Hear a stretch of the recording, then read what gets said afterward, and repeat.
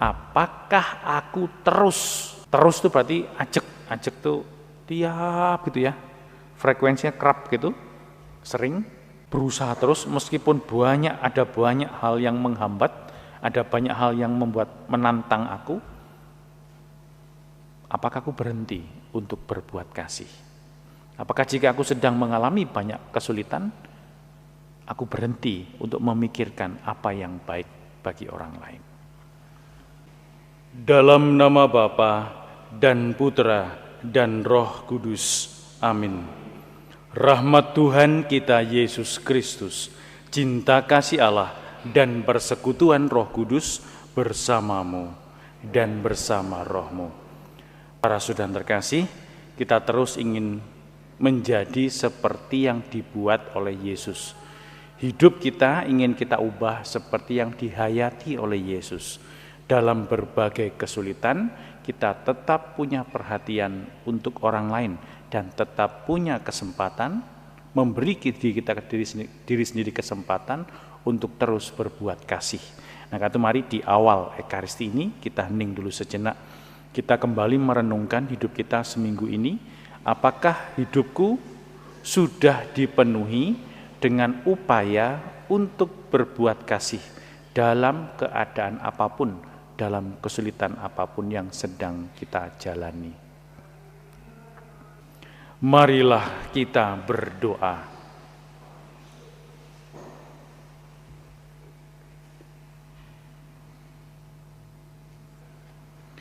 Allah Bapa kami yang Maha Kuasa, tiada sesuatu pun yang mustahil bagimu. Di mana ada tempat gersang, Engkau memberikan kehidupan. Di mana ada orang hampir kehilangan kehidupan, Engkau memberikan harapan. Semoga kami Kau bangkitkan serta Kau jadikan orang yang riang gembira, karena selalu Kau lindungi dan Kau jaga. Demi Yesus Kristus Putramu, Tuhan dan pengantara kami, yang hidup dan bertakhta bersama Dikau dalam persekutuan dengan Roh Kudus, Allah sepanjang segala masa. Amin. Pembacaan dari Kitab Kejadian. Sekali peristiwa, Tuhan menampakkan diri kepada Abraham di dekat pohon Tarbatin di Mamre. Waktu itu Abraham sedang duduk di pintu kemahnya di kala hari panas terik. Ketika ia mengangkat mata, ia melihat 3 orang berdiri di depannya. Melihat mereka, ia bergegas dari pintu kemahnya menyongsong mereka. Ia bersujud dan berkata, "Tuanku, jika aku mendapat kasih Tuan, singgahlah di kemah hamba-Mu ini. Biarlah diambil sedikit air, basuhlah kaki Tuan, dan duduklah beristirahat di bawah pohon ini. Biarlah hamba mengambil sepotong roti, agar tuan-tuan segar kembali. Kemudian bolehlah tuan-tuan melanjutkan perjalanan, sebab tuan-tuan telah datang ke tempat hamba-Mu ini." Jawab mereka, "Buatlah seperti yang engkau katakan." Abraham segera pergi ke kemah mendapatkan Sara serta berkata, "Segeralah ambil 3 sukat tepung yang terbaik, remaslah itu dan buatlah roti bundar." Lalu Abraham berlari ke lembu sapinya, mengambil seekor anak lembu yang empuk dan baik dagingnya, dan memberikannya kepada seorang bujangnya yang segera mengolahnya. Kemudian Abraham mengambil dadih, susu, dan anak lembu yang telah diolah itu, lalu dihidangkannya kepada mereka. Abraham sendiri berdiri dekat mereka di bawah pohon itu, sementara mereka makan. Sesudah makan, bertanyalah mereka kepada Abraham, "Di manakah Sara istrimu?" jawab Abraham, "Di sana, di dalam kemah." Maka berkatalah ia, "Sesungguhnya aku akan kembali tahun depan mendapatkan engkau." Pada waktu itulah Sarah istrimu akan mempunyai seorang anak laki-laki. Saat itu Sarah mendengarkan pada pintu kemah di belakangnya. Adapun Abraham dan Sarah telah tua dan lanjut umurnya, dan Sarah telah mati haid. Maka tertawalah Sarah dalam hati, katanya, "Akan birahilah kah aku setelah aku menjadi layu, sedangkan tuanku pun sudah tua?" Lalu bersabdalah Tuhan kepada Abraham, "Mengapakah Sarah tertawa dan berkata, 'Sungguhkah aku akan melahirkan anak, padahal aku sudah tua?' Adakah sesuatu yang mustahil bagi Tuhan?" Pada waktu yang telah ditetapkan itu, tahun depan aku akan kembali mendapatkan dikau. Pada waktu itulah Sarah mempunyai seorang anak laki-laki. Tetapi Sarah menyangkal, katanya, "Aku tidak tertawa," sebab ia takut. Tetapi Tuhan bersabda, "Tidak, memang engkau tertawa." Demikianlah sabda Tuhan. Tuhan ingat akan kasih sayangnya. Ingat akan kasih. Aku mengagungkan Tuhan, hatiku bersukaria karena Allah penyelamatku. Tuhan ingat akan kasih sayangnya. Sebab Ia memperhatikan daku hambanya yang hina ini. Mulai sekarang aku disebut yang bahagia oleh sekalian bangsa, sebab perbuatannya besar dikerjakan bagiku oleh Yang Maha Kuasa. Kuduslah namanya. Tuhan ingat akan kasih sayangnya turun-temurun kepada orang yang takwa. Orang lapar dikenyangkannya dengan kebaikan, orang kaya diusirnya pergi dengan tangan kosong. Tuhan ingat akan kasih sayangnya. Menurut janjinya kepada leluhur kita, Allah telah menolong Israel hambanya. Demi kasih sayangnya kepada Abraham serta keturunan untuk selama-lamanya. Tuhan ingat akan kasih sayang-Nya.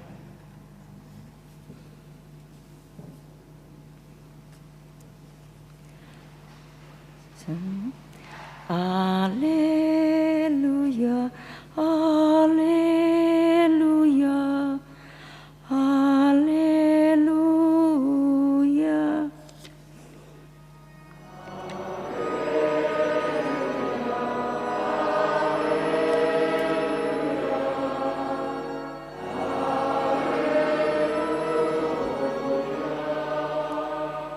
Yesus memikul kelemahan kita dan menanggung penyakit kita.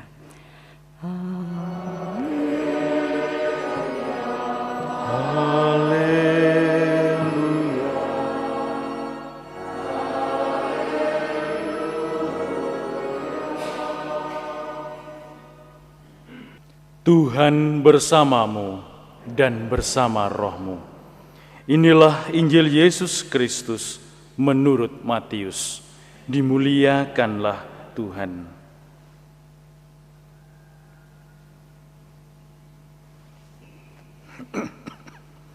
Pada suatu hari, Yesus masuk ke kota Kapernaum. Maka datanglah seorang perwira mendapatkan dia dan mohon kepadanya, "Tuan, hambaku terbaring di rumah karena sakit lumpuh dan ia sangat menderita." Yesus berkata kepadanya, "Aku akan datang menyembuhkannya." Tetapi perwira itu berkata kepada Yesus, "Tuan, aku tidak layak menerima Tuan di dalam rumahku. Katakan saja sepatah kata, maka hambaku itu akan sembuh. Sebab aku ini sendiri seorang bawahan, dan di bawahku ada pula prajurit. Jika aku berkata kepada salah seorang prajurit pergi, maka ia pergi. Dan kepada seorang lagi datang, maka ia datang. Ataupun kepada hambaku, kerjakanlah ini, maka ia mengerjakannya." Mendengar hal itu, Yesus heran dan berkata kepada orang yang mengikutinya, "Aku berkata kepadamu, banyak orang akan datang, sesungguhnya iman sebesar ini tidak pernah aku jumpai pada seorang pun di antara orang Israel.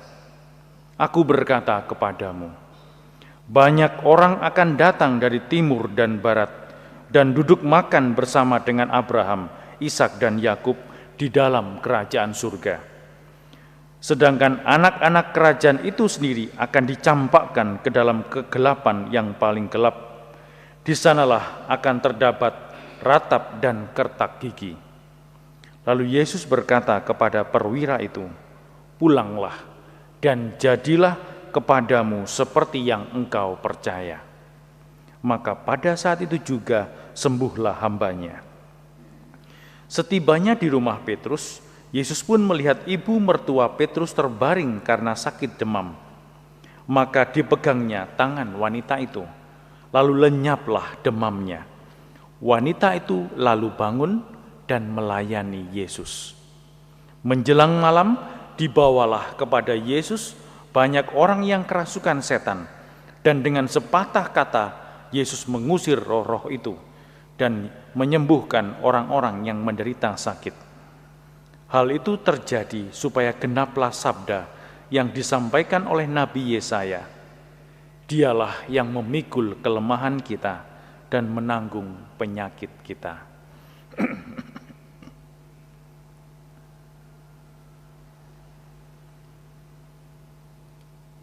Demikianlah Injil Tuhan, terpujilah Kristus. Para saudara terkasih, kalau kita merunut terus runtut gitu ya, dari hari Minggu kemarin pada saat para murid itu bersama dengan Yesus dan tetap mengalami, jadi pada saat mereka menyeberang ke dalam Danau Galilea itu dengan perahu, mereka mengalami banyak badai dan mereka sangat ketakutan dan dibiarkan oleh Yesus. Tujuannya satu, agar kita belajar punya hati untuk orang lain. Jadi orang yang beriman, orang yang dekat dengan Yesus bukan ditunjukkan dengan banyaknya doa. Bukan ditunjukkan dengan betapa baiknya hidup orang itu, betapa sabarnya orang itu, bukan. Tetapi apakah semakin banyak perbuatan kasih kita untuk orang lain. Jadi perbuatan kasih yang kita renungkan selama seminggu ini, dalam berbagai kesulitan yang sedang kita hadapi, itu menjadi tolok ukur titik evaluasi kita setiap hari. Apakah hari ini aku hanya sibuk dengan persoalanku, ataukah aku berani membuka mata? Apakah hari ini aku berani mengambil risiko untuk terus berbuat baik, ataukah aku berhenti berbuat baik karena aku merasa bahwa perbuatan baikku tidak mendatangkan hal yang nyaman, hal yang enak bagi hidupku. Perwira ini tadi dikatakan beriman bukan saja karena dia datang, bukan saja karena dia memohon penyembuhan, tetapi dia memohon penyembuhan bagi hambanya, bagi seorang hambanya yang sedang sakit. Jadi kita bisa berpikir, atau bisa merenungkan, apakah yang kita minta kepada Tuhan selama ini? Doa untuk keluargaku saja, orang-orang yang kusayangi, ataukah berani untuk mereka yang membutuhkan doa-doaku? Maka sebenarnya doa setiap hari itu bisa sangat terbuka bagi banyak orang. Meskipun kita tinggal di rumah, kita bisa berdoa untuk orang lain. Hidup kita bisa terus berbuat kasih untuk orang lain. Nah, pada saat kita keluar dari rumah, apakah kita juga masih terus mengikhtiarkan, meniatkan perbuatan-perbuatan baik, perbuatan-perbuatan kasih. Nah, sekarang coba direnungkan selama seminggu ini atau seminggu ke depan nanti, apakah kita ini siap untuk terus berbuat kasih, untuk terus mengambil resiko perbuatan kasih itu. Karena itulah tanda bahwa kita ini sedang beriman. Sekali lagi, tanda bahwa kita beriman bukan seringnya kita ikut Ekaristi, seringnya kita berdoa, tetapi banyaknya, kerapnya kita berbuat kasih dengan segala macam resikonya. Nah, coba direnungkan, dihitung-hitung sekarang, bukan menghitung perbuatan baiknya, tetapi menghitung apakah aku terus itu berarti ajek tuh tiap gitu ya, frekuensinya kerap gitu, sering berusaha terus meskipun ada banyak hal yang menghambat, ada banyak hal yang menantang aku. Apakah aku berhenti untuk berbuat kasih? Apakah jika aku sedang mengalami banyak kesulitan, aku berhenti untuk memikirkan apa yang baik bagi orang lain? Marilah kita berdoa.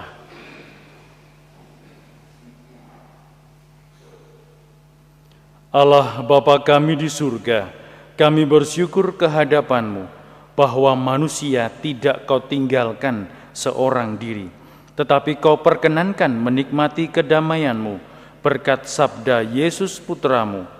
Semoga kami selalu berpegang teguh kepadanya, sebab Dialah Tuhan dan pengantara kami, kini dan sepanjang segala masa.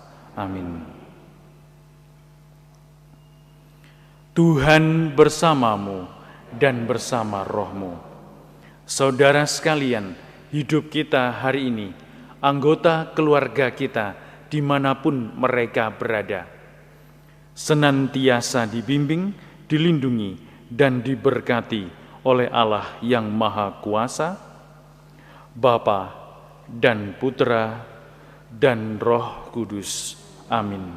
Para saudara yang terkasih, dengan demikian Ekaristi Kudus kita telah selesai. Syukur kepada Allah. Pergilah kita diutus. Amin.